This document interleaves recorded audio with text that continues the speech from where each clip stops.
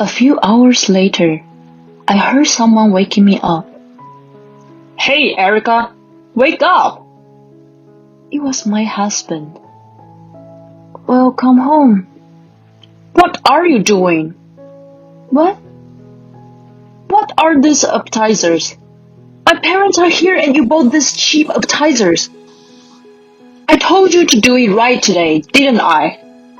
Yeah, that's what your father...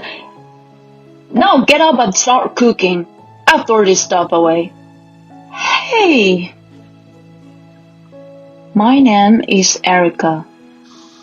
I'm a 28-year-old office worker. I have a boyfriend named Sean. I met him at a blind date and he made a fierce approach to me. He was kind and funny and I was immediately attracted to him. Then, a year after we started dating, he proposed to me. The answer, of course, was yes. I was so happy that I was going to marry the man I loved so much. My parents also liked him and congratulated us on our marriage. His parents were also very nice people, and I knew we would have a very happy marriage life. After that, the wedding and the honeymoon went well, and we started our new life. I was very happy and enjoying my new life with my husband. Then, I got pregnant.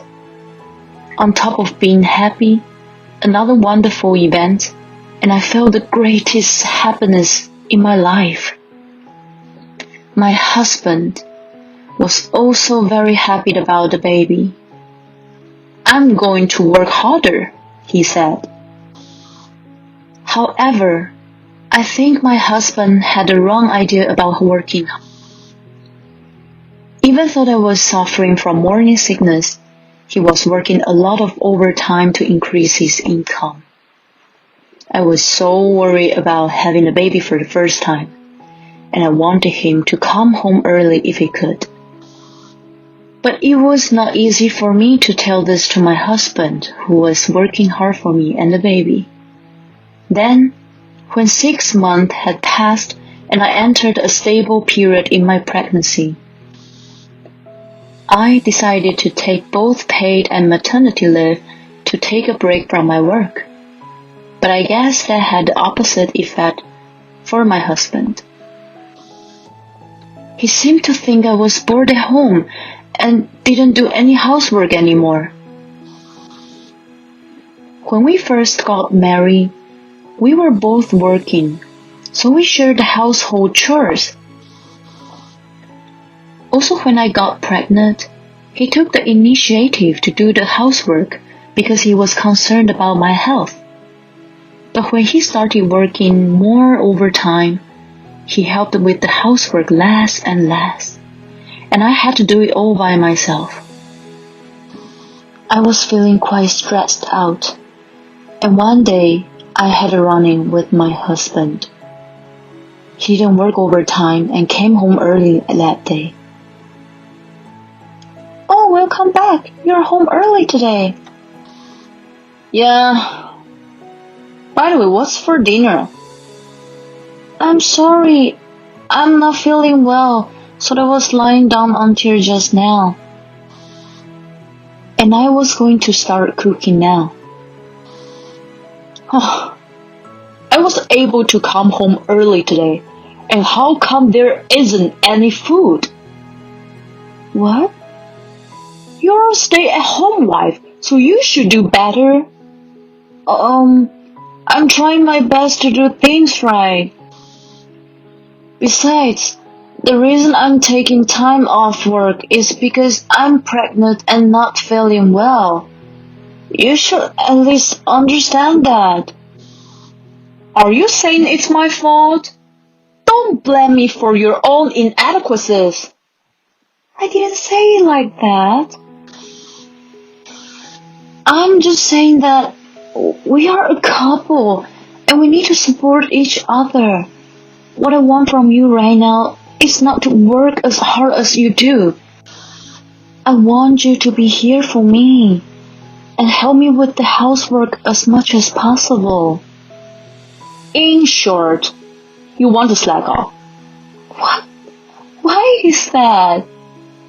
Because if you are going to be home all the time and depend on me to do the housework, it's nothing but just slacking off.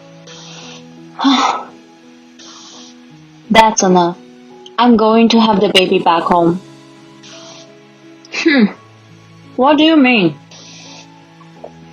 I'm saying I'm going home to my parents for a while. I'm not coming back here until the baby is born.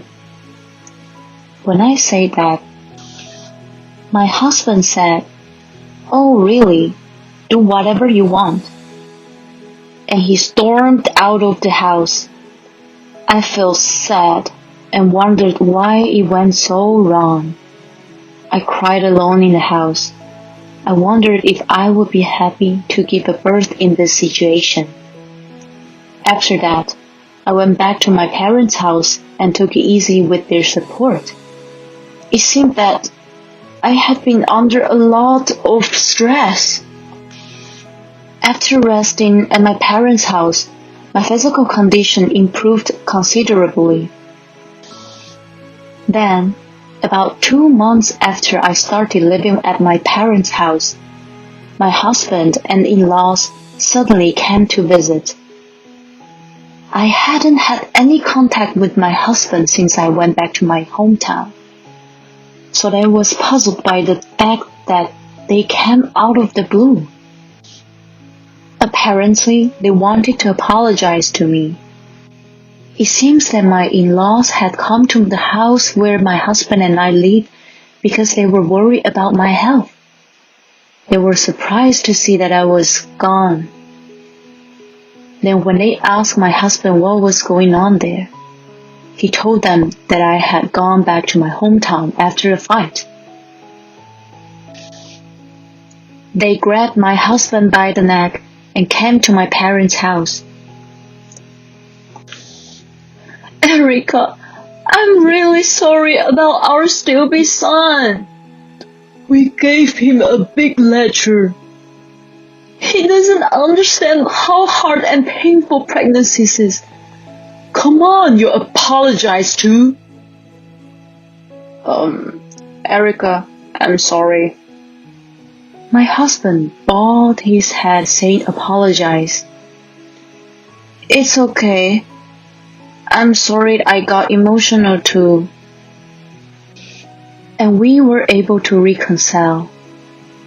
My in-laws are really nice people. I don't know what would have happened if they hadn't come in to mediate this time. And then the baby was born, a healthy baby girl. My husband was very happy about the birth of our daughter. I took her with my back to the house where I lived with my husband. After maternity leave was over, I took a childcare leave and devoted myself to raising my baby. But taking care of the baby was harder than I had expected. My daughter cried a lot at night. Because of this, I could hardly sleep at night. I woke up in the morning exhausted, made lunch for my husband, and did housework. One day, I reached my limit. I fell asleep with my daughter while I was putting her to bed. It was already nighttime and my husband woke me up. "Oh, I'm sorry. I knew I was in trouble. I hadn't prepared anything for dinner. He might get angry at me like he did before." My husband gave me an annoyed look, but didn't get mad. He said, "Next Saturday, my parents are coming to celebrate the birth of the baby, so you better be on top of things then." I remembered that my mother-in-law had contacted me just before. "It's already coming up next week." I was concentrating on taking care of my baby, and the day of the celebration came in the blink of an eye. Well, I have to go to work in the morning. Okay. Make sure to prepare a decent meal for my parents, okay? Yes, I will. Although my husband don't get angry anymore. He still seems to underestimate the difficulties of taking care of a baby. After he left for work, my daughter had just fallen asleep and I was ready to start cooking. Then suddenly the doorbell rang. Who is in the world at this time? I answered. And to my surprise, it was my parents-in-law. What happened?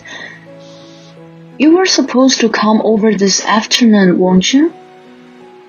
I'm so sorry coming all of a sudden. I was just thinking that you must be trying very hard to make a feast. Look, I bought appetizers, so we can all eat this together.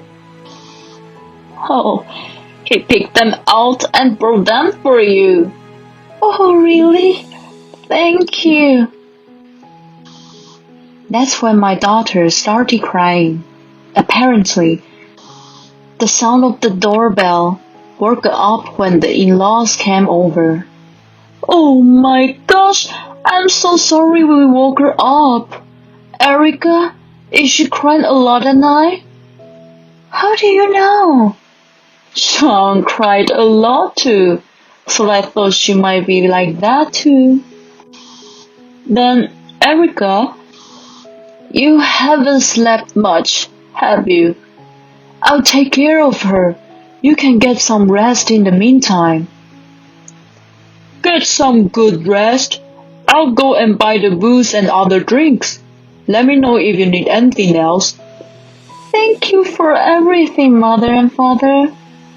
So I decided to listen to them and get some rest.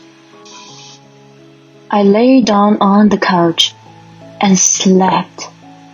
A few hours later, I heard someone waking me up. Hey, Erica, wake up! It was my husband's voice. Welcome home. What are you doing? What? What are these appetizers? My parents are here and you bought these cheap appetizers. I told you to behave today. Oh, that's your father. Now get up and start cooking. I will throw this stuff away. Hey! My husband grabbed the appetizers and was about to throw them away, so I tried to stop him. There's no way I can serve this to my mom and dad. So these were... I was about to explain when I heard a loud voice behind me. Hey, what are you doing? It was my father-in-law's voice. Apparently, he just got home. My mother-in-law, who went for a walk with my daughter, was also with him. Hi, Dad. Listen to me. I told her you were coming today, but she slept in and didn't even cook. And she tried to cover it up by buying these cheap appetizers. I'm going to throw this away, so just wait a little longer. I'll have Erica cook something now. Your father bought those.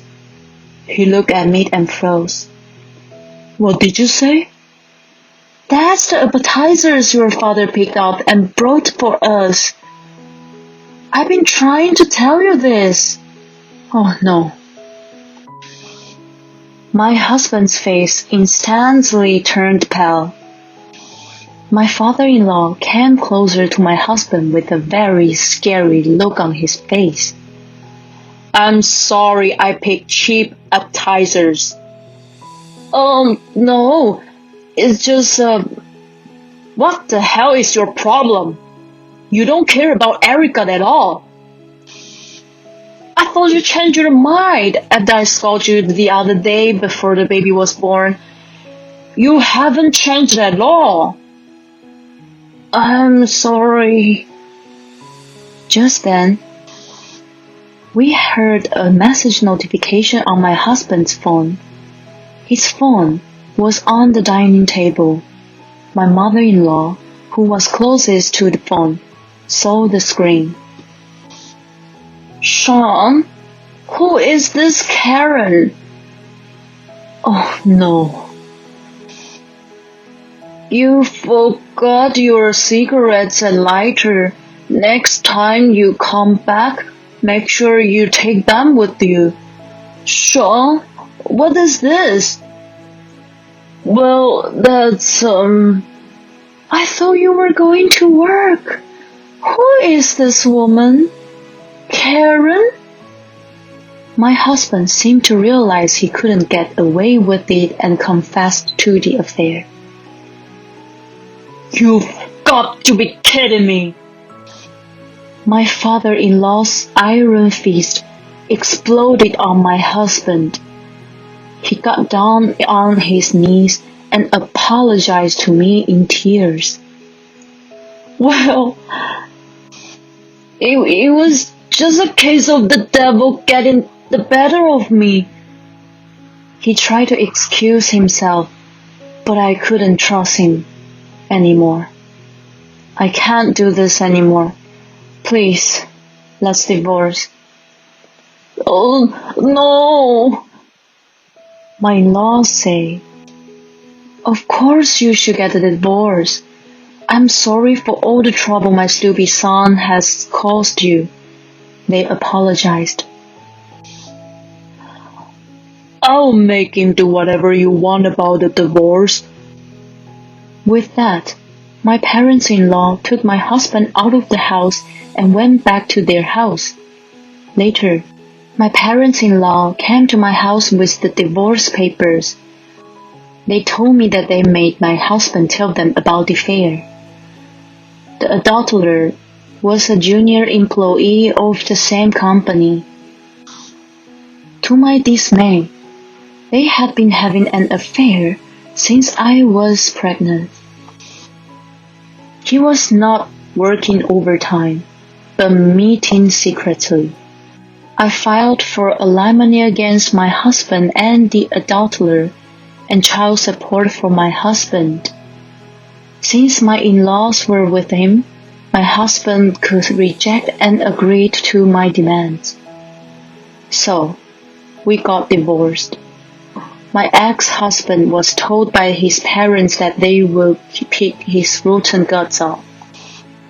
My ex-husband is forced to live a life of daily surveillance, going back and forth between work and home. Also, my ex-husband paid alimony direct to me, but my in-laws paid me a lump sum of child support money, which was a considerable amount. My ex-husband will have to pay back to his parents little by little. My in-laws also manage my ex-husband's salary and give him an allowance every month. It's a very inconvenient life, but it's all his fault. On the other hand, I returned to my parents' house, and with the help of my parents, I went back to work. My daughter has grown up so well, and she makes me happy with her cute smile every day. I will continue to work hard for her and take good care of her. Thank you for watching. Please subscribe to the channel if you like. See you next time.